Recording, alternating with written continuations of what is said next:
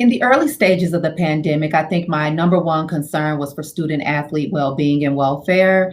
When you make the decision to send the entire student body home, that's with the broad assumption that everyone had a home to go back to. And so it was important to me to know where every single student athlete was going. Did they have the resources that they need to finish out the semester academically?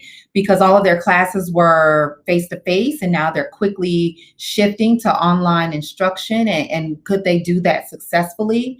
And some of the sports that were in progress were canceled. And so I also had to think about the mental health implications of all of this for our student athletes, especially our seniors who were competing in sport for the last time and would never get those opportunities back. And so it was important for us to figure out how can we do our absolute best to make sure that, considering the circumstances, that our seniors felt celebrated, that we were there to give the student athletes the hope that those that were returning, that they could come back better, faster, and stronger than ever and stay on pace with their academics, and that this was just minor interruption into their experience, and we will work really hard to get them back on campus as soon as it was safe to do so.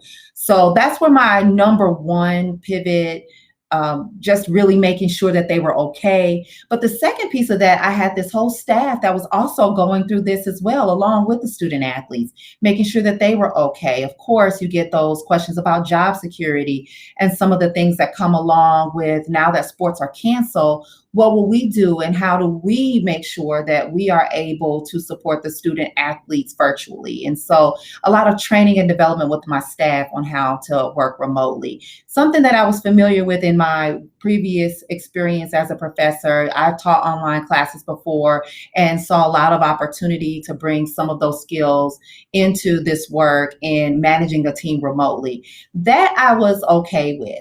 I will tell you the one element that gave me pause was having to make a critical hire during this time completely virtually. Now, if you would have asked me before this pandemic if I would make that such an important hire with just online interviews, I would have told you no way. I'm a people person. I'm a relator. I like to look people in the eye and get that gut check.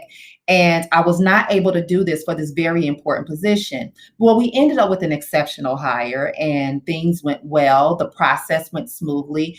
And it really showed me and gave me the confidence that I could do this remotely, even something as important as a hire. So I think I stretched myself a bit, and my understanding on what could be accomplished remotely was done. And that was a very positive outcome.